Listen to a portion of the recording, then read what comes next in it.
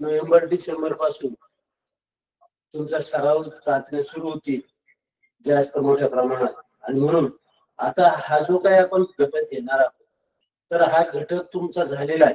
याच्यावरचे वेगवेगळ्या प्रकारचे प्रश्न सुद्धा शिक्षकांनी घेतलेले असतात. तर एक आवृत्ती म्हणून आपण आज त्याच्याकडे पाहणार आहोत. आणि समविषम संख्या, समविषम संख्यामध्ये विशेष असं काही तुम्हाला वाटणार नाही, कारण समसंख्या तुम्हाला माहिती आहे, विषम संख्या कशाला म्हणतात ती माहिती आहे. समसंख्या म्हणजे काय, की दोन दोनचे ज्यांचे समान गट पडतात दिलेल्या वस्तूंचा, त्याला समसंख्या म्हणतात. आणि विषम संख्या म्हणजे काय, की दिलेल्या ज्या काही वस्तू आहेत त्यांचे दोन दोनचे गट केले तरी एक वस्तू, जेव्हा एक वस्तू उरते तेव्हा ते विषम प्रमाणामध्ये असतं. म्हणून त्या ज्या संख्या असतात, समजा 11, तुम्हाला तुम्ही 11 गोट्या दिल्या, सम संख्या एक विषम, किंवा त्या दिलेल्या गोट्या सम प्रमाणात विषम प्रमाणात, त्याचे जेव्हा आपण दोन दोनचे गट करतो तेव्हा एक गोटी उरणार, जेव्हा एक गोटी उरते याचा अर्थ विषम. आणि म्हणून सम विषम मध्ये तुम्हाला त्याची पूर्ण माहिती. आणि हे आपण कशावरून ठरवतो, तर एकच स्थानी असणाऱ्या अंकावरून.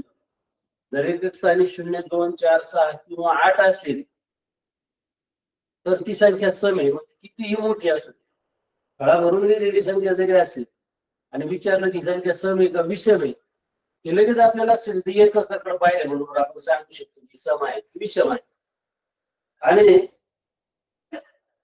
विषम संख्या म्हणजे काय, ज्या संख्येच्या एकक स्थानी 1, 3, 5, 7 किंवा 9 यापैकी अंक असेल तर त्याला, त्या संख्येला आपण विषम संख्या म्हणतो. हे तुम्हाला माहिती, याच्यात असं विशेष काही नाही. परंतु यावर येणारे जे प्रश्न हे मात्र सोपे नसतात. त्याच्यात काहीतरी त्यांनी तुम्हाला फसवण्यासाठी शब्द वापरलेला असतो. आणि म्हणून हे प्रश्न पाहताना हे हक्काचे गुण असतात, परंतु तरी सुद्धा हे प्रश्न पाहताना अनेक वेळा मुलांची घाई गडबडीमध्ये चूक होते आणि त्या प्रश्न नीट न वाचल्यामुळे हक्काचे मार्क जातात. आणि म्हणून यामध्ये मात्र समविषम संख्येवर आधारित जेव्हा प्रश्न विचारला जातो तेव्हा मात्र तो प्रश्न बारकाईने वाचणं अतिशय आवश्यक असतं.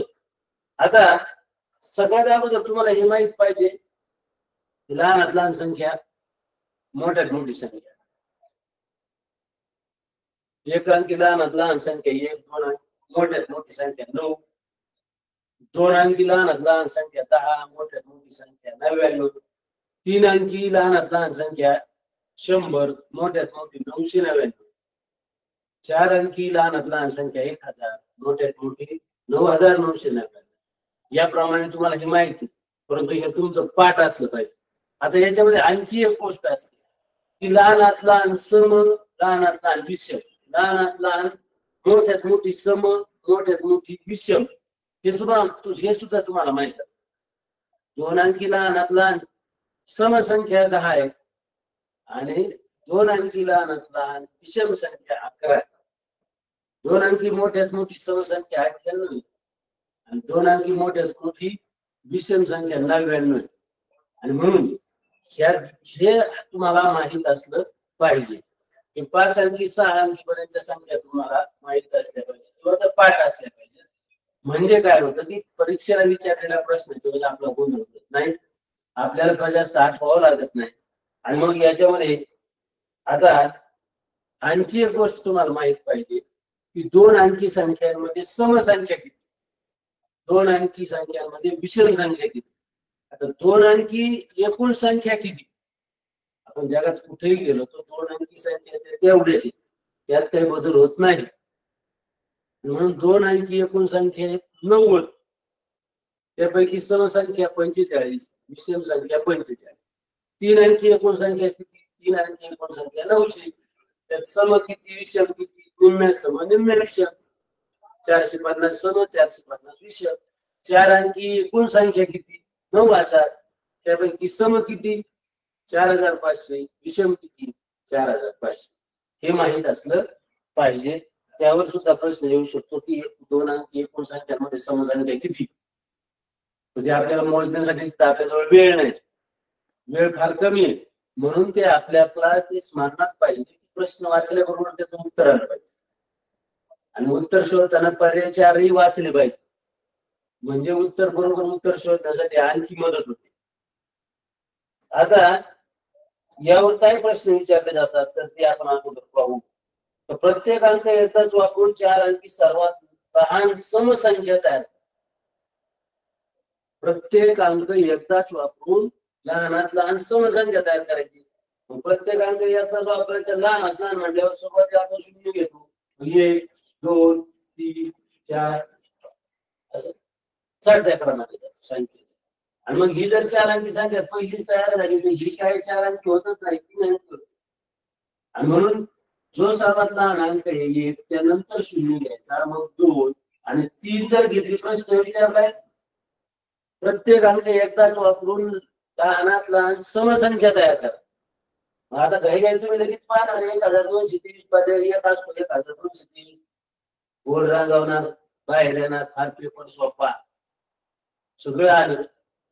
मग काय दिले याचं तर 1223 प्रश्न. त्यासाठी मी मागाही सांगितलं प्रश्न बारकाईने वाचा.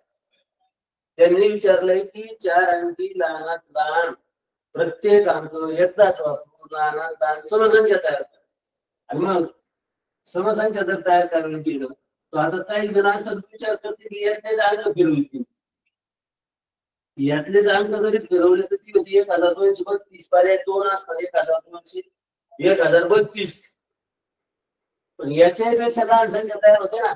ही काय सगळ्यात लहान संख्या नाही प्रत्येक अंक एकदाच वापरून समसंख्या. तर या 3च्या ऐवजी जर 4 वापरला तर ही सर्वात लहान प्रत्येक अंक एकदाच वापरून तयार होणारी सर्वात लहान समसंख्या 4 अंकी. तुम्हाला 3 अंकी सांगतील, तुम्हाला 2 अंकी सांगतील. 2 अंकी 10 होईल, परंतु 3 अंकी 4 अंकी 5 अंकी यामध्ये जेव्हा प्रश्न विचारला जातो त्यावेळेस तयार होणारी तुम्ही त्याचा सराव करून पहा, शाळेमध्ये प्रॅक्टिस करा, करून पहा, अशा संख्या तयार. आता मोठ्यात मोठी सुद्धा सांगतात प्रत्येक अंक एकदाच वापरून मोठ्यात मोठी समसंख्या तयार करा किंवा विषम संख्या तयार करा. जेव्हा अशा पद्धतीने सांगितलं जातं तेव्हा आपण ती विषम संख्या तयार करून शिक्षकांना दाखवली पाहिजे, समसंख्या तयार करून शिक्षकांना दाखवली पाहिजे. तुमची बरोबर आहे का चूक हे शिक्षक ठरवतात. आता त्यानंतर प्रत्येक अंक एकदाच वापरून 4 अंकी लहान विषम संख्या तयार करा, ही अडचण नाही. सर्वात मोठी 4 अंकी प्रत्येक अंक एकदाच समसंख्या तयार करा, विषम संख्या करा, 5 अंकी समसंख्या प्रत्येक अंक एकदाच वापरून. अशा प्रकारचा प्रश्न तुम्हाला विचारला जाईल तेव्हा ते प्रश्नाचं तुम्ही ज्यावेळेस ते पर्याय पाहता त्या पर्यायावर विचार करून सुद्धा तुम्ही उत्तर ठरवू शकता. अडचण नाही, परंतु प्रत्येक गोष्ट पर्यायावर अवलंबून नाही चालत. ते आपल्याला परफेक्ट आलीच पाहिजे.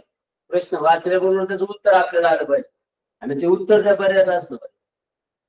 उत्तर त्या पर्यायात नसेल तर काहीतरी घपलं, एक तर आपलं चुकतं किंवा प्रश्न कर्त्याचं काहीतरी चुकतं. दोनच गोष्टी होऊ शकतात. आणि म्हणून आपला अभ्यास असा पाहिजे की परफेक्ट असला, प्रश्न वाचल्याबरोबर त्याचं उत्तर आपल्या मनात तयार असलं पाहिजे. पर्याय वाचून मग मी ठरवीन असं म्हटल्यानंतर त्याची तयारी ते बेभरोसे काम. म्हणून आता त्यानंतर यात आणखी एक विचारला जाणारा प्रश्न असा असतो 33च्या पुढील 18वी समसंख्या. 33च्या पुढील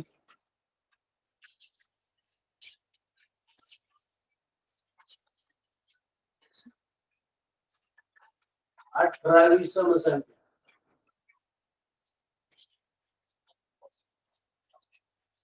आता एक गोष्ट 33च्या पुढील म्हणल्यावर येणारे उत्तर हे मोठं असणार 33 पेक्षा. आणि 33च्या मागील म्हटलं तर 33च्या मागील विचारलं 33 पेक्षा लहानच उत्तर येणार. ही साधी बात आहे. आणि म्हणून 33च्या पुढील म्हणजे येणार उत्तर हे जास्त असणार, म्हणजे वाढीव असणार, म्हणजे प्लसच होणार आहे. विचारलेली संख्या कोणती आहे? 18वी समसंख्या. समसंख्येनंतर समसंख्या कितीच्या टप्प्याने येते? 2च्या टप्प्याने. आणि म्हणून या ठिकाणी आपल्याला 18 गुणिले 2 आणि जेव्हा विषम नंतर सम किंवा सम नंतर विषम संख्या विचारतात पुढील, तेव्हा इथं शेवटी वजा 1 करायचा. म्हणून 33 अधिक 18 दुणे 36 वजा 1, 33 अधिक 36 69 वजा 1 68 ही संख्या आहे. आता तुम्ही करून बघा तिच्या पुढच्या समस्या मागल्या क्रमाने 18 मग आपली 1 2 3 4 18 क्रमांकाला तीच संख्या येईल. अशा पद्धतीचं हे फार सोपं असतं ते तुम्हाला शिक्षकांनी शिकवलेले असेल. माहित नसेल तर या पद्धतीचा वापर करा. प्रत्यक्ष संख्या लिहायला वेळ नाही पेपरच्या वेळी. मी फक्त तुम्हाला ही गोष्ट बरोबर आहे की नाही हे पडताळण्यासाठी सांगितलं. तो आता काही मुलं असं म्हणणे काय संख्या मांडून ठरवू 18 संख्या मांडण्यासाठी विचार करायचा वेळ घालवायचा त्याच्यापेक्षा ह्या गोष्टी फार सोप्या असतात. झटपट उत्तर फार महत्वाचं असतं शिष्यवृत्ती परीक्षेत. आणि म्हणून आता याच्या उलट एक उदाहरण आहे. 85च्या मागील 11वी समसंख्या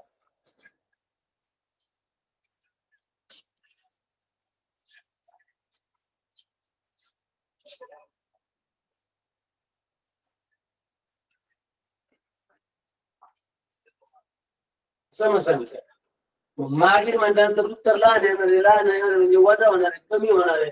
आणि म्हणून 85 वजा किती विचारली 11वी कोणती संख्या सम किंवा विषम 2च्याच टप्प्याने येते.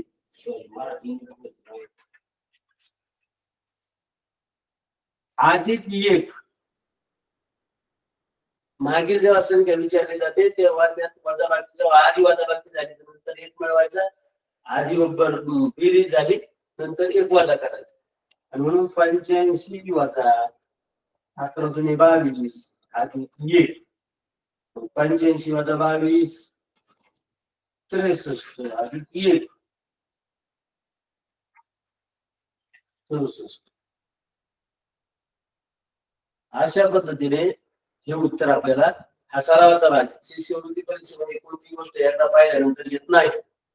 जेव्हा तुम्ही परत परत कराल एकाच दिवशी परत परत करणं आणि टप्प्याटप्प्याने परत परत करणं याच्यामध्ये फरक असतो. एकाच दिवशी 10 वेळा एखादं उदाहरण सोडवलं तर त्या दिवशी ते स्मरणात राहील. परंतु नंतर जर महिन्याभर त्याकडे पाहिलंच नाही आणि ते जर त्या पद्धतीचं जर उदाहरण जर परीक्षेला आलं तर आपलं परत गोंधळ होतो. म्हणून टप्प्याटप्प्याने तो सराव परत परत करायचा आहे म्हणजे आपल्या लक्षामध्ये राहतात.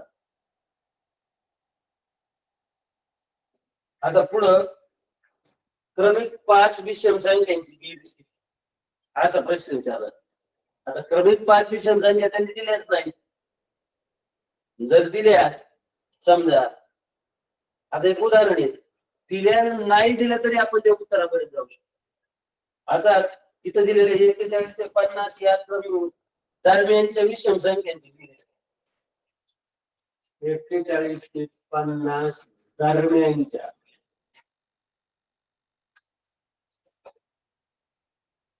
किंवा 41 ते 50 मधील संख्यांची बेरीज किती.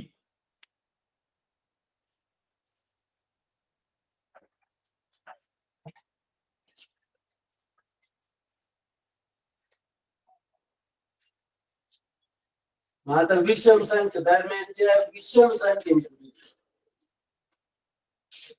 मग आता 41 43 45 47 आणि 49 यांची बेरीज जर केली तर ती 225 माझा आणलं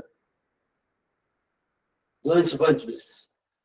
आता एवढा वेळ नाही आपल्याजवळ त्या सगळ्याची बेरीज करण्यासाठी.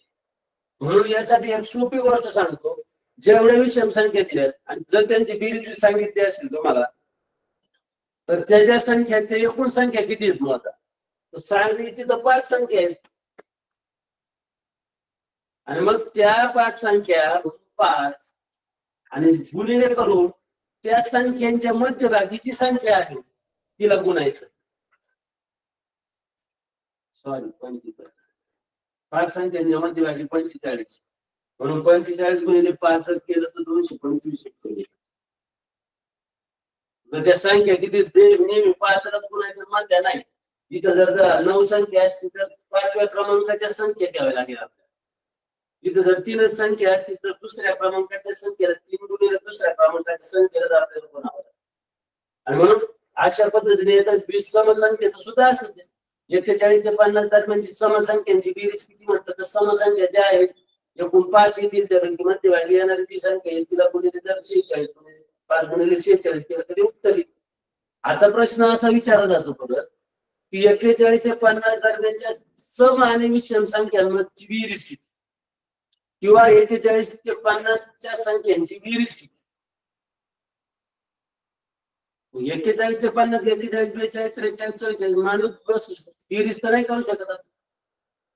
करू शकत नाही असं नाही, करू शकतो पण त्यासाठी खूप वेळ जाणार आहे ना. आणि म्हणून त्यासाठी एक साधं मी लगेच सांगतो 41 ते 50 ची बेरीज आहे 455. 51 ते 60 555. हे एकदा तुम्ही करून बघा. करून बघितल्यानंतर तुमच्या लक्षात येईल आणि कुणी कधी विचारलं तरी त्याचं तुम्हाला उत्तर येईल. आता जेव्हा 41 ते 50 दरम्यानच्या सम आणि विषम संख्यांमध्ये फरक किती असं विचारलं जातो तेव्हा हे दोन्ही प्रकारच्या संख्या आपल्याला काढता आल्या पाहिजे आणि त्या काढून त्याची वजाबाकी करता आली पाहिजे. आणि म्हणून क्रमिक ज्या संख्या असतात 10 त्याच्या 5 सम आणि 5 विषम असतील आणि त्यांच्यात फरक विचारला तो 5 असतो. हे तुम्ही प्रयोगात किंवा तुम्ही स्वतः करून पाहू शकता. त्यानंतर 7 क्रमावर विषम संख्येची बेरीज खालीलपैकी कोणती आहे.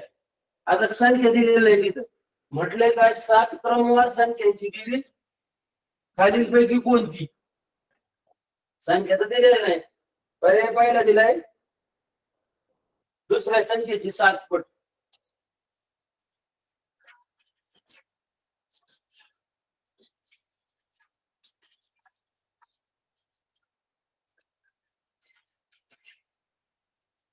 पर्याय दुसरा दिलाय तिसऱ्या संख्येची 7 पट.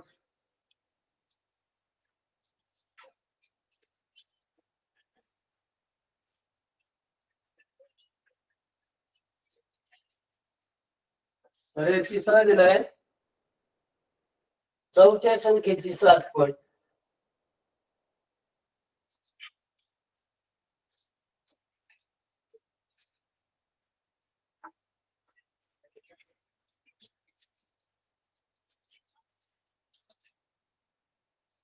पर्याय सातवा दिलाय 7व्या संख्येची 7 पट.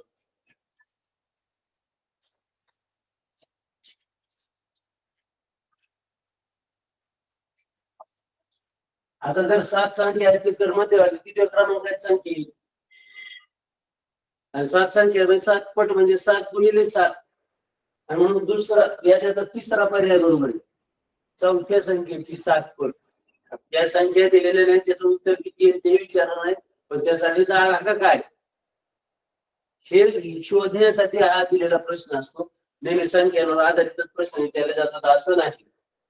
आता त्यानंतर 2 अंकी सर्वात मोठी संख्या आणि 3 अंकी सर्वात लहान समसंख्या यांची बेरीज. आता हे आपल्याला पाठ पाहिजे. 2 अंकी सर्वात मोठी संख्या 2 अंकी सर्वात मोठी संख्या कोणती आहे 98 अधिक यांची बेरीज विचारली. 3 अंकी सर्वात लहान समसंख्या 100 198. तोंडी संख्या माहित असली तर तोंडी उत्तर आहे. संख्याच माहित नसलं तर तोंडी उत्तर काढूच शकत नाही. त्यासाठी ह्या गोष्टी पाठांतर ठीक आहे पाठांतर करू नका असं सगळीकडे सांगितलं जातं. पण काही बाबा असे असतात तुम्हाला जेव्हा स्पर्धा परीक्षेत उतरायचे असतात तेव्हा तुम्हाला या सगळ्या पाठांतर वगैरे तुमचं चांगलं असेल तरच या तुम्हाला यश मिळू शकतं. पाठांतर न करता सगळ्या गोष्टी आपल्याला लक्षात राहू शकत नाही. म्हणून आपण ही तयारी पाढे आपले सगळे पाठ असले पाहिजे. 30 पर्यंत पाढे सरळ कसाही सांगितला उलटा सांगितला खालून वर म्हणायला सांगितलं तरी आपल्याला आला पाहिजे. काय होतं की गुणाकार भागाकारात आपला वेळ वाचतो. काय तुम्हाला बळजबरी नाही पडत सक्ती नाही. तुम्ही नाही केले तुम्ही गुणाकार आणि पाढा तयार केला तरी चालतो. गुणाकार करूनही पाढे तयार करता येतात त्यातही मला माहिती ती काही अवघड नाही मला एक्स्ट्रा माहित असत पण त्यात वेळ जातो. दिलेली संख्या ही समजा 19च्या पाढ्याची 6व्या नंबर 19 सगपेक्षा मोठी आहे तर 19 सततपेक्षा लहान मोठी आहे. हे कधी कधी लक्ष देत नाही. पाढ्यात पाठ नसेल ते करून पाहावं लागेल. 19 गुणिले 7 करून पाहावं लागेल. 19 गुणिले 7 करून पाहावं लागेल. आणि मग त्याला 7 बाकी तिचा जातो हे ठरवावं लागेल. आणि मग याच्यामध्ये आपला वेळ जातो. म्हणून आपल्याला पाडे आयुष्यभर कामाला येणारी गोष्ट ती काय फक्त आताच होती 5वीच्या स्कॉलरशिपला ती तुम्हाला कामाला येणार तिचं आयुष्यभर तुम्हाला कुठेच भेटणार नाही असं होत नाही. म्हणून काही बाबी आपल्या वर्ग 20 पर्यंतचे 25 पर्यंतचे वर्ग पाठ पाहिजे, 20 पर्यंतचे घरं पाठ पाहिजे. हे आज नाही कामाला येणार पण पुढच्या शिक्षणात तुम्हाला कुठेतरी परत भेटणारच. म्हणून ह्या ज्या काही बाबी आहेत लहान मोठं सम विषम मूळ संख्या 25 ह्या काही गोष्टी अशा आहेत की हे आपल्या स्मरणात आयुष्यभर राहतात आणि त्या स्मरणात आयुष्यभर राहिल्या तर त्या कुठंतरी आपल्याला उपयोगात येतात. प्रत्येक गोष्ट काय झाली आता अलीकडं विद्यार्थी असू द्या शिक्षक असू द्या समाज असू द्या मोबाईलवर निर्भर. काही जरी आपल्याला घ्यायचं असेल तर आपण त्या मोबाईल काढतो करून पाहतो गुणाकार करून पाहतो. समजा 21 रुपयांनी 7 वस्तू घेतल्या असतील तर आपल्या दुकानदाराला किती द्यायचं हे आपण मोबाईल काढतो 21 गुणिले 7 आणि मग ते पैसे देतो. कधी कधी आपल्याकडून मोबाईल हाताळताना आकडा इकडे इकडे होऊ शकतो. तुम्ही पहा 10 12 पेअरचा घ्या 4 5 अंकी आणि मोबाईलवर करा. या पहिल्या याच्यात धडाक्यात जास्त वीज बरोबर येणार त्यातला कोणता तरी एखादा आकडा दाबायचा तरी राहतो किंवा एखादा आकडा डबल तरी होतो आणि आपण ते कॅल्क्युलेटर सारखं करायला जातो त्याच्यामध्ये आपल्या मोबाईलमध्ये आपण त्या मोबाईलवर डिपेंड असतो. तसं न करता ते आपल्याला पाडा 21 आलाच पाहिजे ते लगेच आपल्याला पैसे देता येतात. आणि तुम्ही जर जुने लोक पाहिले म्हणजे आजोबा असतील किंवा त्यापेक्षा वयस्कर जेव्हा बाजारात जातात तेव्हा त्यांच्याकडे मोबाईल नसतो पण ते लगेच सांगतात. त्यांना जर 25 रुपये पावशेर 25 रुपये किलोनी सांगितलंय वांगी तर पावशेराचे किती रुपये हे त्यांना माहिती. दुकानदाराला नाही विचारतो तुला किती पैसे. म्हणून या गोष्टी आपल्या पाठ असल्याच पाहिजे. त्यानंतर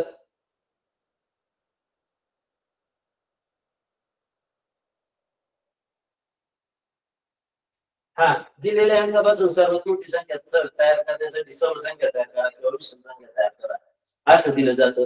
काही वेळा काय होतं दिलेल्या अंकात जर समसंख्या तयार करायला सांगितलं सगळ्यात मोठ्यात मोठी तर आपण काय करतो मोठा अंक घेतो त्यानंतर छोटा घेतो त्यानंतर छोटा घेतो त्यानंतर छोटा घेतो आणि जो छोटा असतो तो विषम असतो. आणि मग संख्या तयार करताना मात्र त्या दशकाचे नियमकाचे आदलाबदल करूनच आपल्याला ती समसंख्या किंवा विषम संख्या तयार करावी लागेल. त्यानंतर आणखी एक या समावेशामध्ये मुलांना चकवण्यासाठी प्रश्न विचारला जातो तर अक्षर देऊन त्याला संख्या माना म्हणतात. मग आता क ही समसंख्या आहे ती कोणती 2 आहे का 4 आहे का 6 आहे का 26 आहे 50 आहे का 100 आहे का 1 लाख आहे काही माहित नाही पण क ही एक समसंख्या आणि तर त्या संख्येनंतर लगेच येणारी पहिली विषम संख्या कोणती. आता जेव्हा अशा पद्धतीचं उदाहरण येतं तेव्हा क म्हणून आपण एक समसंख्या आपल्या मनात धरायची. मग क म्हणून मी मनात धरली 10 ही संख्या सम विचारले ना म्हणून 10 धरली आणि त्यानंतर लगेच येणारी विषम संख्या मग 10 नंतर लगेच कोणती संख्या येते 11. मग 10 नंतर 11 आली तर किती निवाळा झाली 10 च्या 11 किती मिळवल्यावर झाले 1 मिळवल्यावर. म्हणून क मध्ये जर 1 मिळवला तर पुढची विषम संख्या येणार आहे ना. आणि मग क अधिक 1 आहे त्या पर्याय असेल त्यावेळेला असं विचारतात की क ही एक विषम संख्या आहे आणि तिच्या मागची तिसरी समसंख्या कोणती किंवा क ही एक विषम संख्या तिच्या मागची तिसरी विषम संख्या कोणती असं जरी विचारलं तरी मागची तिसरी विषम संख्या म्हणजे 3 टप्पा 2चा आहे. मग किती कमी करावे लागते क मधून तर 6 कमी करावे लागते. म्हणून क वजा 6 ही मागची तिसऱ्या क्रमांकाची विषम संख्या आणि म्हणून ही उदाहरणं अवघड नसतात. अक्षर दिलं म्हणून काय फार डोक्यावर काय विचार करण्यासाठी गोष्ट नाही. त्या जागेवर त्यांनी म्हटलंय ती संख्या मनात धरायची ती छोटी धरायची फार मोठी नाही धरायची. काही एक समसंख्या म्हटलं तर 10 धरा 6 धरा 8 धरा 4 धरा. काही एक विषम संख्या म्हटलं तर 5 धरा. त्याने काय होतं की आपल्याला ती आकडेमोड करणं सोपं जातं आणि येणाऱ्या उत्तरातून याच्यात किती तेवढी त्यांनी मिळवली त्या क मध्ये तर ते उत्तर येणार आहे. आणि म्हणून अशा पद्धतीने तुम्ही ते करू शकता. त्यानंतर काही वेळा समीक्षेमध्ये काय विचारलं जातं की ज्या क्रिया आहेत बेरीज मूलभूत क्रिया बेरीज वजाबाकी गुणाकार साधारण यामध्ये जेव्हा तुम्ही दोन संख्यांची बेरीज करता दोन समसंख्यांची तुम्ही बेरीज केली तर ती काय येते दोन विषम संख्यांची बेरीज केली तर ती काय येते एक समसंख्याने एक विषम संख्या घेतली तर त्याची बेरीज काय येते याला तुम्ही प्रत्यक्ष करून पहा मी आज तुम्हाला त्याच्यावर सांगणार नाही की जेव्हा तुम्ही करून पहा तेव्हा तुमच्या लक्षात येईल याच्यामध्ये काय गंमत तेव्हा दोन संख्यांची समसंख्या कोणत्या घेऊन घ्या आणि त्याची बेरीज करा येणारे उत्तर सम येतं का विषम येतं ते बघा एक समसंख्या दोन विषम संख्या घ्या त्यांची बेरीज करा एका वेळेस तुम्ही त्या उत्तर याच्या निष्कर्षापर्यंत जाऊ शकत नाही दोन तीन अशा वेगवेगळ्या विषम संख्या घेऊन त्यांची दोन दोन संख्यांची बेरीज करून पहा येणार उत्तर सम येते का विषम येते ते बघा म्हणजे तुमच्या लक्षात येईल ती कायमचं ध्यानात राहील त्यानंतर एक संख्या सम घ्या एक विषम घ्या त्यांची बेरीज करा त्यांचं येणार उत्तर सम येते का विषम येते ते बघा एकदा समसंख्या लहान घ्या विषम संख्या मोठी घ्या त्यांची बेरीज करून बघा ती सम येते का विषम येते ते बघा नंतर विषम संख्या मोठी घ्या समसंख्या लहान घ्या समसंख्या मोठी घ्या विषम संख्या लहान घ्या त्यांची बेरीज करून बघा ती सम येते का विषम येते ते ठरवा त्यानंतर वजाबाकीत सुद्धा तसं दोन समसंख्यांची वजाबाकी करून येणारं उत्तर काय येतंय ते बघा दोन विषम संख्यांची वजाबाकी करून उत्तर काय येतंय ते बघा सम येतंय का विषम येतंय 4-5 उदाहरणं वेगवेगळ्या प्रकारची सोडून मग निष्कर्ष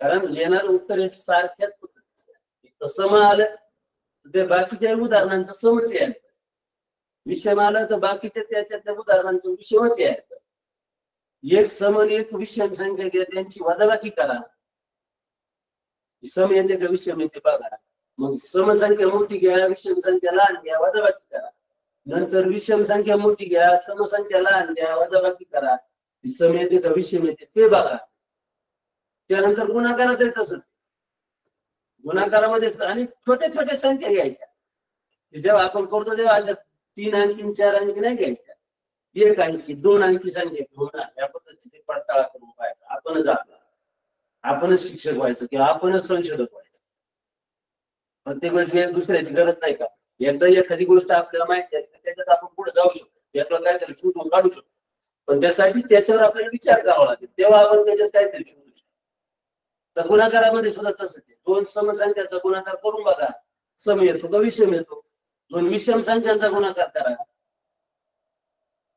सम येतो का विषम येतो ते बघा आणि एक सम आणि एक विषम संख्या घ्या त्यांचा गुणाकार करून बघा सम येतो का विषम येतो तुमच्या लगेच लक्ष येते आणि म्हणून ह्या गोष्टी याच्यावर सुद्धा तुम्हाला पर्याय प्रश्न विचारला जातो खालीलपैकी कोणता पर्याय बरोबर आहे दोन समसंख्यांचा गुणाकार सम येतो समसंख्येने विषम संख्येला गुणल्यास गुणाकार सम येतो दोन विषम संख्यांचा गुणाकार विषम येतो सर्व कार्य बरोबर हे तुम्ही आता प्रत्यक्ष करून बघा जेव्हा तुम्ही हे करून बघा तेव्हा तुम्हाला ते येईल आणि ते लक्षात ठेवा अशा सुद्धा पद्धतीचे प्रश्न विचारले जातात आता एक लक्षात तुम्ही करून तर पाहिल्यानंतर तुमच्या ध्यानात येईल जेव्हा प्रत्यक्ष परीक्षेच्या वेळेस एका वेळेस असा प्रश्न आला आपण याच्यावर काय आपण अनुभव घेतलेला नसेल तर त्यावेळेस सुद्धा दोन समसंख्यांचा गुणाकार सम येतो असं ती मानतात तर मग दोन लहान संख्या 4 आणि 6 घ्या त्यांचा गुणाकार करा तो सम येतो का विषम येतो बघा त्यानंतर त्यांनी काय म्हटले समसंख्येने विषम संख्येला गुणल्यास गुणाकार सम येतो 4 घ्या 5 घ्या त्यांचा गुणाकार करा तो सम येतो का विषम येतो ते ठरवा त्यानंतर दोन विषम संख्यांचा गुणाकार विषम येतो दोन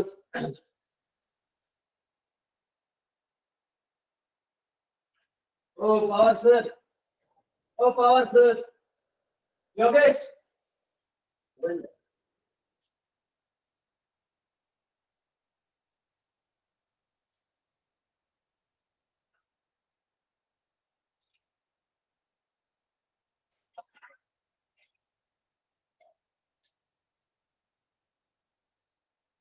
चालू आहे ना आता हे तुमच्या लक्षात आलं. दोन विषम संख्यांचा गुणाकार विषय मिळतो. आपण 3 घ्या 5 घ्या गुणाकार करा, मग तो सम आला का विषम आला बघा. आणि मग पर्याय चौथा आहे की सर्व पर्याय बरोबर. तर या पद्धतीने सम आणि विषम संख्येवर काहीतरी प्रश्न आला तर तुम्हाला तो अवघड जाणार नाही. त्यानंतर आपल्याला पाहिजे मूळ संख्या आणि संयुक्त संख्या. आता मूळ संख्या आणि संयुक्त संख्या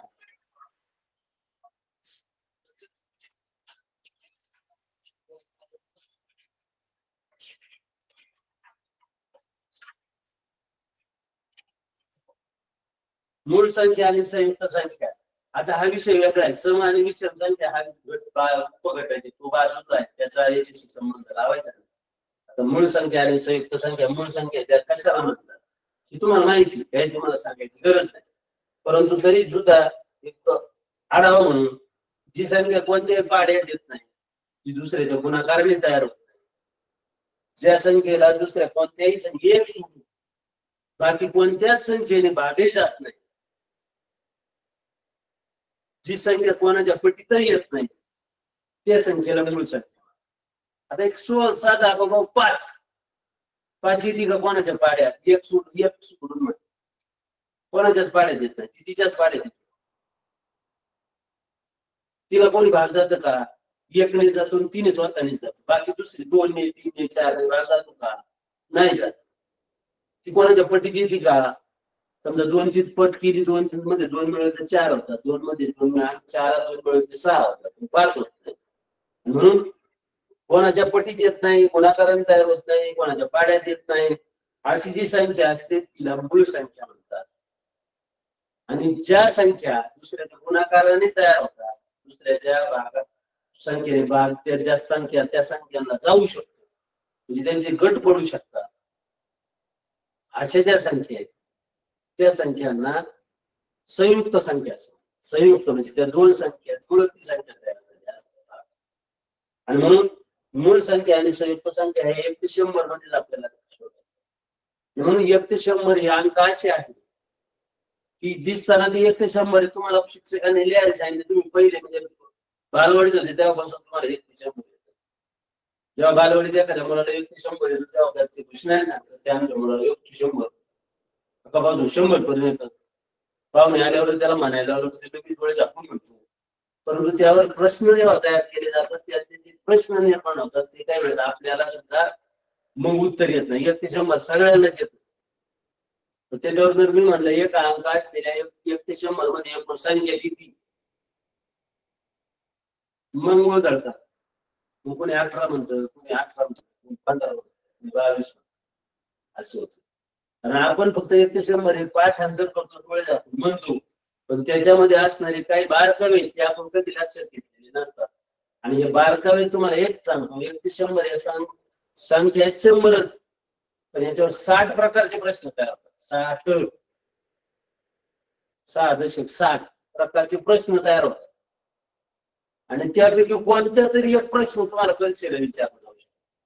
आणि म्हणून 1 ते 100 हे आपण वेगवेगळ्या प्रकारे पडताळून वेगवेगळ्या प्रकारे त्याचा विचार केला पाहिजे. आपण 4, 5चा विचार करतो. समजा एक 5 संख्या जेव्हा मी 5 संख्या तयार होते तेव्हा 5चा विचार करताना फक्त 5 एक मिळवला 2 झाले, 2 अधिक मिळवला 3 झाले, 3 अधिक मिळवला 4 झाले, 4 अधिक मिळवला 5 झाले, म्हणून 5 झाले. 5 येतच नाही. 5 म्हणजे 2ची दुप्पट केल्यास त्यात 1 मिळवला तरी 5 होतात. 2ची तिप्पट केल्यावर त्यात 1 वजा केला तरी 5 होतात. 3ची दुप्पट केली त्यातून 1 वजा केला तरी 5 होतात. 3 2 मिळवल्यावरही 5 होतात. 4 1 मिळवल्यावरही 5 होतात. या पद्धतीने जेव्हा तुम्ही त्या संख्येचा विचार करा तेव्हा त्यावर 60 प्रकारचे प्रश्न कसे तयार होतात तुमच्या लक्षात.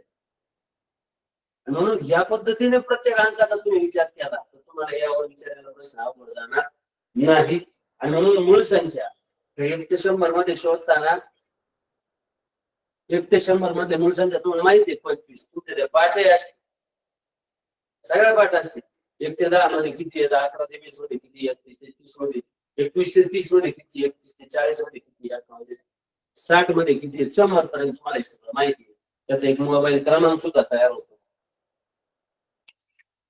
44, 22, 35, 23, 31. हा मोबाईल क्रमांक आहे. हा मोबाईल क्रमांक म्हणजे काय की 1 ते 10 मध्ये 4च मूळ संख्या आहे. 11 ते 20 मध्ये 4 मूळ संख्या आहे. 21 ते 30 मध्ये 2 आहे. 31 ते 40 मध्ये 2 आहे. 41 ते 50 मध्ये 3 आहे. 51 ते 60 मध्ये 2 आहे. 61 ते 70 मध्ये 2 आहे.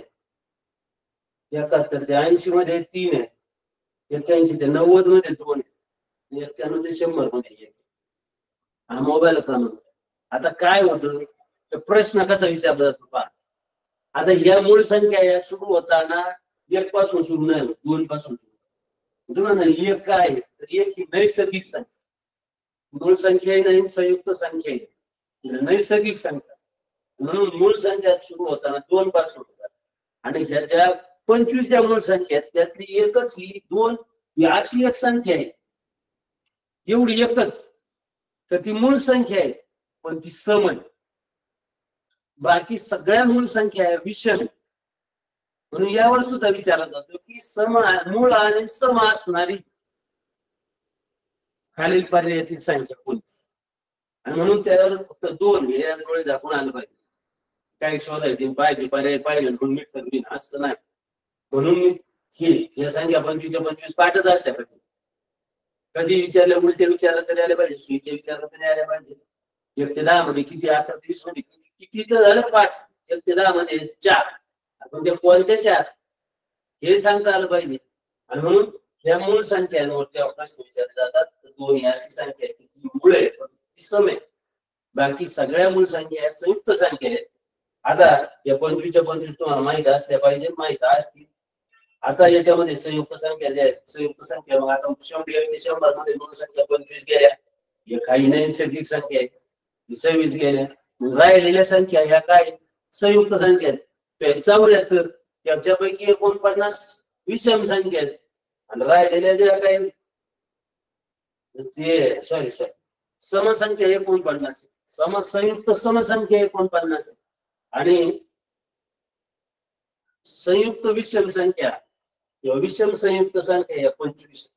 ही फोड सुद्धा आपल्याला माहित असते.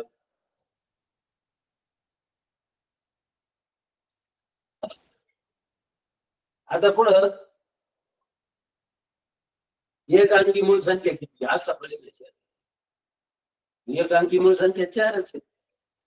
त्यानंतर आणखी एक प्रश्न विचारला जातो 17 नंतर येणारी 5वी मूळ संख्या कोणती. 17 नंतर येणारी 5वी मूळ संख्या काढायची तर आपल्याला त्या मूळ संख्या पाठ असल्या पाहिजे. 17 नंतर 5वी, मग 17 नाही झाडायची. 17 नंतर म्हटले मग 17 नंतर पहिली, 17 नंतर दुसरी, 17 नंतर तिसरी, 17 नंतर चौथी, 17 नंतर 5वी. अशा पद्धतीने ते आपल्याला शोधता आलं पाहिजे. 12च्या पुढे क्रमिक 3 मूळ संख्यांची बेरीज किती. 12च्या पुढच्या क्रमिक 3 संख्या मूळ संख्या पाठ असतील तर आपल्याला त्याच्यावर खूप कमी काढता येईल. ते जर पाठच नसतील तर आपल्याला अडचण आहे. मग ते शोधित बसा, इकडे इकडे बघा, हे नाही. परफेक्ट पाठ म्हणजे पाठ. काही विचारलं तर की ते घेता आलं पाहिजे. बेरीज करता आली पाहिजे. बेरीज करताना अचूक करता आली पाहिजे. त्यामुळे 2 अंकी संख्या 4-5 संख्या घेऊन त्यांची बेरीज पटकन करण्याची सराव करायचा. वजाबाकी करताना बिनहाच्याचीच वजाबाकी करा. बिनहाच्याच्या वजाबाकीने वजाबाकी पटकन होतो, चुकण्याची शक्यता कमी असते. त्यासाठी बिनहाच्याच्या वजाबाकीचा सराव ठेवायचा.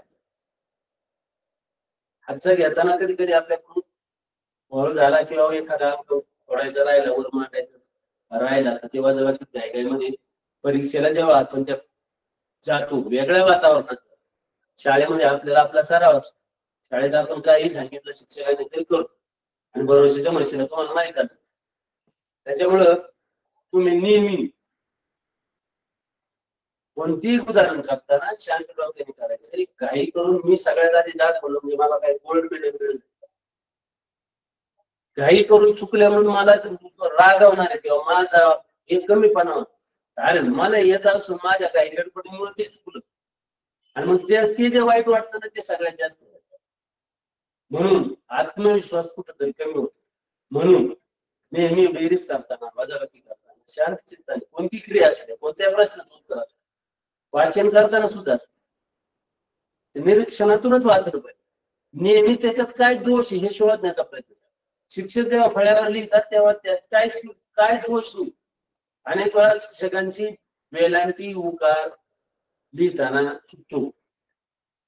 त्यासाठी फळ्या उकडं पाहताना निरीक्षणातूनच पाहायचं. शिक्षकांनी लिहिले म्हणजे ते काय ब्रह्मवाक्य नाही. आणि म्हणून शिक्षकांचं काय चूक होते का, लिहिताना काय दोष होतो का, आपल्याला तुम्हाला काही इन्स्पेक्शन करण्यासाठी ठेवणार.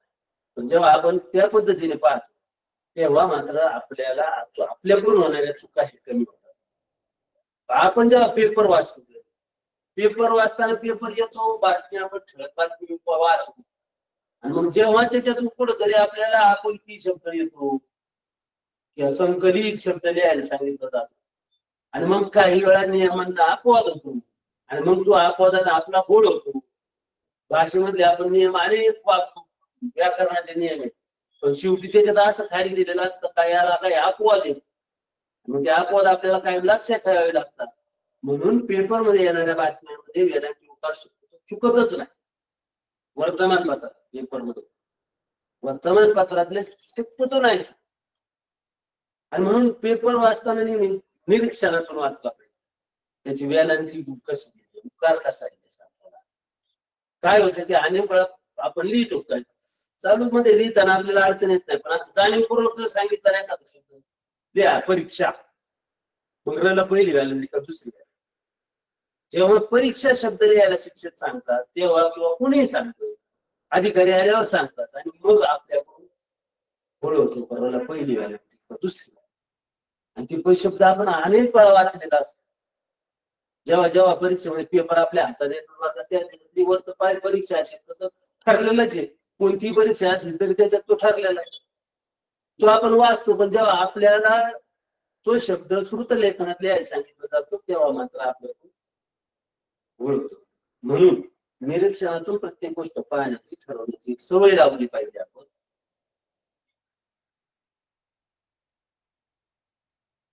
दोन अंकी मूळ संख्या किती, आता मग विचारलं एक अंकी मूळ संख्या किती, दोन अंकी मूळ संख्या किती, एक अंकी 4, मग 25 मधल्या 4 गेल्या तर बाकीच्या दोन अंकीच आहेत ना सगळ्या. 21 मूळ संख्या आहेत दोन अंकी, मोजण्याची गरज नाही. आता याच्यात एक प्रश्न असा विचारलेला आहे का, पण 1 ते 100 मध्ये सर्वात मोठी संयुक्त संख्या व सर्वात लहान संयुक्त संख्या यातील फरक किती. आता सर्वात मोठी संयुक्त संख्या 1 ते 100 मध्ये आपल्याला नाही घालण्यापर्यंत माहित असतं, दोन अंकी काही काय नाही घालणं. त्याने म्हणलं 1 ते 100 मध्ये सर्वात मोठी संयुक्त संख्या 100 आहे, आणि 1 ते 100 मध्ये सर्वात लहान संयुक्त संख्या 4 आहे. मग यांच्यातला फरक विचारलाय, तो फरक कसा काढायचा तुम्हाला माहिती आहे. त्यानंतर दोन अंकी सर्वात मोठी मूळ संख्या आणि दोन अंकी सर्वात लहान मूळ संख्येतील फरक किती.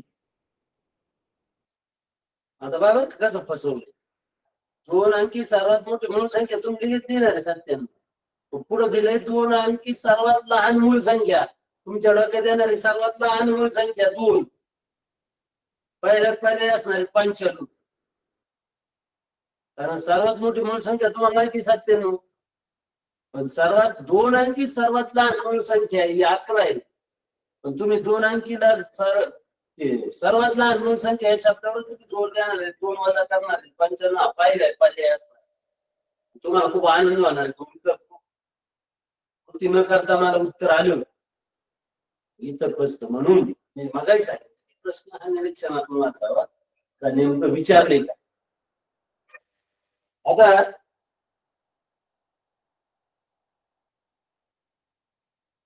सांग एक समविषमवर होते, याच्यात आलाय प्रश्न तो मी घेत नाही. त्यानंतर जोड मूळ संख्या, समविषयामध्ये आणखी एक प्रकार आहे जोड मूळ संख्या. जोड मूळ संख्या म्हणजे वेगळं काहीच नाही की ज्यांच्यामध्ये संयुक्त संख्या एकच येते अशा संख्यांना जोड मूळ संख्या म्हणतात. आता 2 आणि 3 जोड मूळ संख्या आहे का, नाही, त्याच्यामध्ये कुठे संयुक्त मूळ संख्या. पण 3 आणि 5 संयुक्त जोड मूळ संख्या आहे का, 3 आणि 5 जोडमूळ संख्या, कारण त्याच्यामध्ये 4 संयुक्त संख्या आली ना. 5 आणि 7 जोडमूळ संख्या आहे का? आहे. त्याच्यामध्ये 6 संयुक्त संख्या आली ना. लगत दोन्हींच्या मध्यभागी दरम्यान एक संयुक्त संख्या आली पाहिजे. अशा ज्या संख्या असतात त्यांना जोडमूळ संख्या म्हणतात. आता जोडमूळ संख्या आणि दुसरा जोडमूळ संख्या म्हणजे त्या जोड्या तुम्ही एकदा ठरवायच्या. सगळ्या एकदा मूळ संख्या द्या, त्यातल्या जोडमूळ संख्या कोणत्या कोणत्या ते ठरवा. जोडमूळ संख्या एकूण जोड्या किती 100 मध्ये शोधा. तुम्ही शोधलं तर तुमचं कायम लक्षात राहील. त्यानंतर असते सहमूळ संख्या. आता सहमूळ संख्या म्हणजे काय? हे 2-3 प्रकार आहेत. सहमूळ, जोडमूळ, सहमूळ. हे फार सोपं आहे. आता हे सहमूळ म्हणजे काय? की 2 मूळ संख्यांना भागल्यानंतर जो भाग जातो तो एकने गेला पाहिजे, नाही तर त्याच संख्येने गेला पाहिजे. त्यांना म्हणतात सहमूळ संख्या. आपण एक उदाहरण घेऊ इथं का.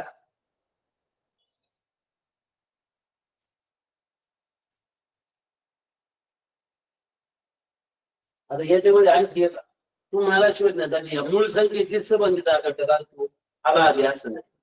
तर सहमूळ म्हणजे काय?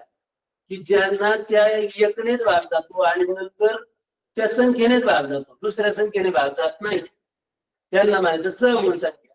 आणि सहमूळ संख्या ओळखण्याची सगळ्यात सोपी पद्धत तुम्हाला सांगतो. शेजारच्या संख्या, लगतच्या संख्या. समजा 13 आहे आणि 14 आहे.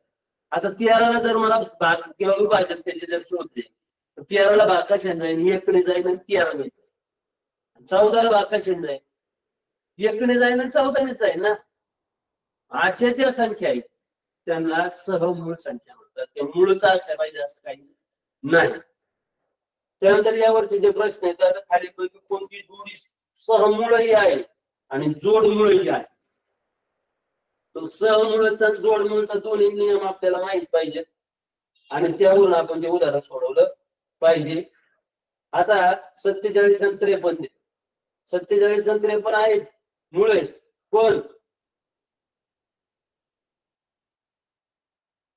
ते सहमूळ नाहीत ना. सहमूळ मध्ये काय सांगितलेलं असतं? ते जोडमूळ नाही, सहमूळ आहे. सहमूळ मध्ये सांगितलेले की एकने भाग केला पाहिजे, त्याच संख्येने भाग केला पाहिजे. त्यामुळे या दोन्ही संख्याला एकने भाग जातो, त्याच संख्येने भाग जातो. पण त्या जोडमूळ कुठे? शेजारी त्यांच्या मध्ये एकच संयुक्त संख्या नाही. त्यामुळे ते नाही 37, 38 नाही येणार. 38 ही तर समसंख्या आहे. त्यानंतर ती जोडमूळ होत नाही. इथे 59, 61 आणि 89, 97 ते 59, 61 ह्या मात्र जोडमुळे आहेत आणि सहमुळे आहेत. असे प्रश्न विचारले जातात. त्यानंतर खाली एक प्रश्न आहे, खाली दिलेल्या संख्यांच्या जोड्यांपैकी किती जोड्या सहमूळ संख्यांच्या जोड्या नाहीत? आपण काय काय करतो की जोड्या शोधण्याचा प्रयत्न करतो. प्रश्न असतो जोड्या नाहीत विचार. आणि म्हणून प्रश्न काय विचारला यावर फार महत्वाचं आहे. तुम्हाला ते येत असतं, पण प्रश्न जर बारकाईने वाचला नाही तर मात्र तुम्ही चुकू शकता. म्हणून प्रश्न बारकाईने वाचा. आता इथं जोड्या नाहीत म्हणजे जोडी नाही एकच, जोड्या 3. पहिल्याच पर्याय 3. घाई होता आपण जोड्या शोधतो, आपल्याला काय सकारात्मक विचार करायची सवय लागली. आणि म्हणून आपण नेमकं ते 3 मोजले. आपल्या मोजताना त्या 3 वर जास्त भर असतो. पर्याय 3 येते, सुरुवातीला दिला जातो, पर्याय सगळ्यात शेवटी दिला जातो. आणि मग त्या घाईमध्ये आपण प्रश्न जेवढा सोपा येतो तेवढी चुकण्याची शक्यता जास्त असते. कारण प्रश्न सोपा दिसतो परंतु त्यात काहीतरी मेक मारलेली असते की आपल्या लक्षात येत नाही. तर अशा पद्धतीने समसंख्या, विषम संख्या, मूळ संख्या आणि संयुक्त संख्या आपण पाहिल्या. त्यानंतर त्रिकोणी संख्या. आता त्रिकोणी संख्या शब्द असा वेगळा वाटतो, ते काय तर वेगळंच असं वाटतं. त्रिकोणी संख्या कशा काय? त्रिकोणात पुढे संख्या असतात असा प्रश्न तुम्हाला अनेक वेळा पडला असेल, परंतु ते फार सोपं असतं. त्यामध्ये काय केलेलं असतं तर 2 क्रमवार संख्याचा गुणाकार केलेला असतो, त्याला 2 ने भागलं जातं आणि मग जे उत्तर येईल ते ती संख्या त्याची त्रिकोणी संख्या असते. मग आता 4 आणि 5 ची त्रिकोणी संख्या कोणती असा जर प्रश्न विचारला तर ते एकदम सोपं आहे. 4 आणि 5 ची त्रिकोणी संख्या म्हणलं तर 4 आणि 5चा गुणाकार करायचा, त्याचे निम्मे करायचे, 2ने भागायचे म्हणजे निम्मे करायचे, मग 4 आपण 23, त्याचे निम्मे 10, 10 ही 4 आणि 5 त्रिकोणी संख्या. आता त्रिकोणी संख्या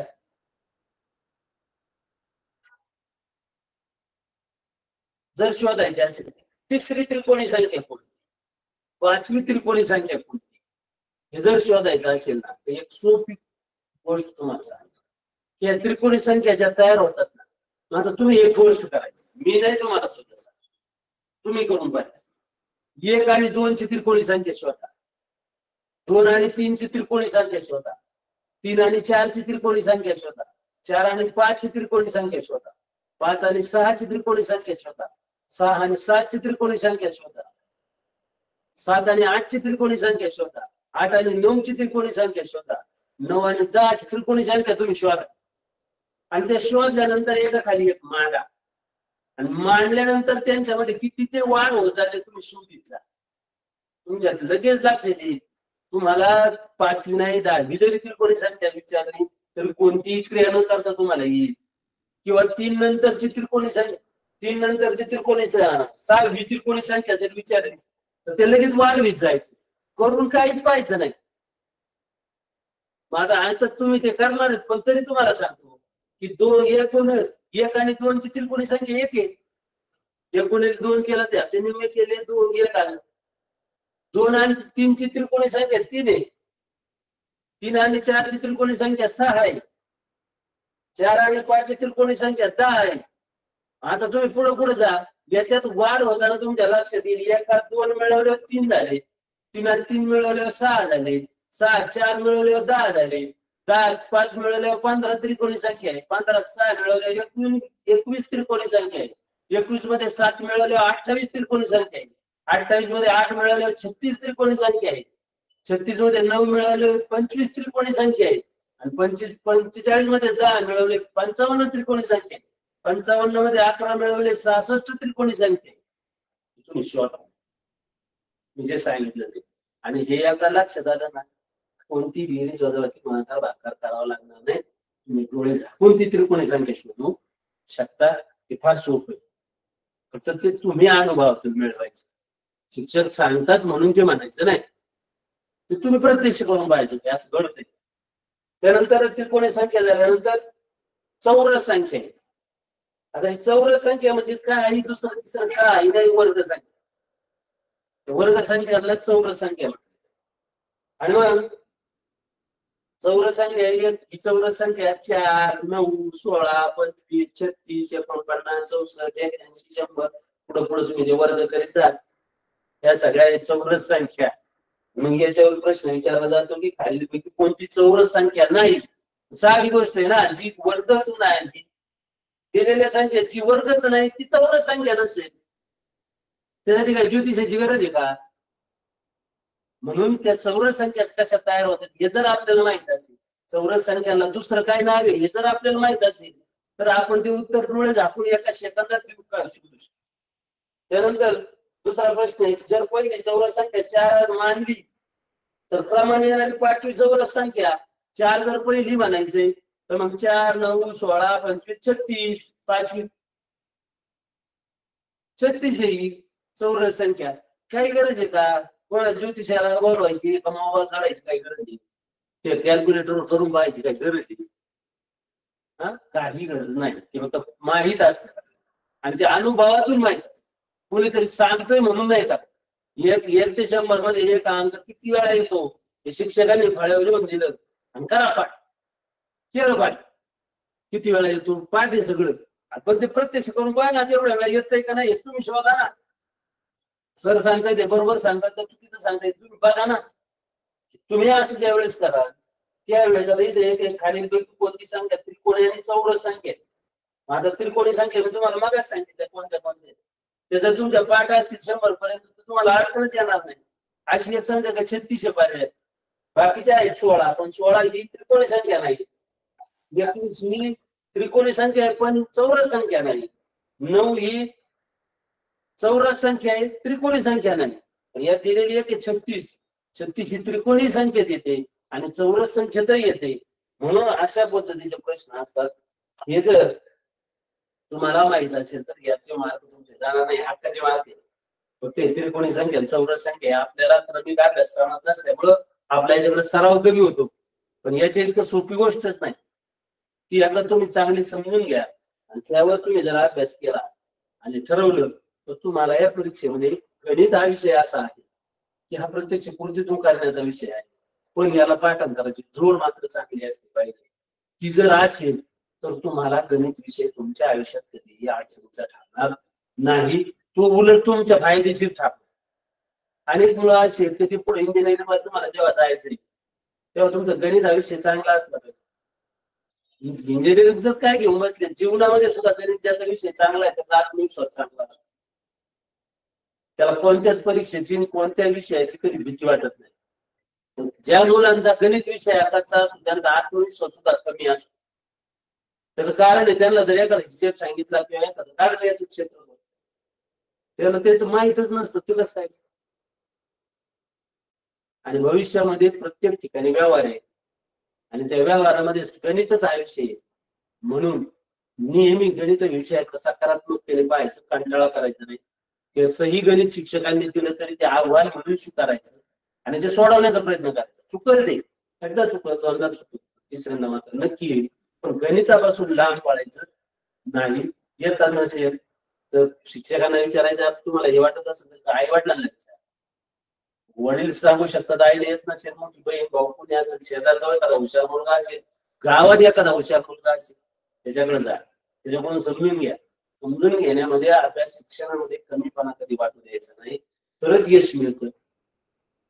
आणि जी माणसं यशस्वी होतात कारण सांगत नाही ते नेहमी जाणतात म्हणून ती यशस्वी होत असतात. म्हणून कारण कधी सांगायचं नाही. आहे तर पेपरमध्ये माझं आज झालं माझं तसं झालं मला खोकला येत होता सर्दी झाली मी पडलो मला सर रागवले. कारण नाही, कारण सांगून यशापासून तुम्ही दूर जातात. यशस्वी माणसं कधी कारण सांगत त्यांच्या याच्यात ती अडचण येत नाही. म्हणून तुम्हाला परीक्षेसाठी परत आपली भेट होईल. परीक्षेसाठी आणि दिवाळीसाठी खूप खूप शुभेच्छा. दिवाळीच्या सुट्टीत सुद्धा दररोज एक पेपर दोन पेपर सोडवायचे.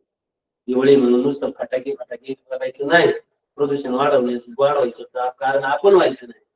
दररोज मात्र नित्य नेमाने 2-3 पेपर सोडवायचे. ते कोणाला कोणतरी तपासून घ्यायचे. चुकलेले जे प्रश्न आहेत ते आपले का चुकले याच्यावर थोडासा विचार करायचा आणि त्या पद्धतीच्या प्रश्नांचा सराव करायचा. यश तुमच्यापासून दूर नाही. तर या ठिकाणी मला जिल्हा परिषद अहमदनगर शिक्षण विभागाने आपल्या समोर बोलण्याची संधी दिली त्याबद्दल त्यांनाही धन्यवाद. आणि तुम्ही हे एक तासभर माझे विचार ऐकले त्याबद्दल तुम्हालाही धन्यवाद आणि खूप खूप शुभेच्छा.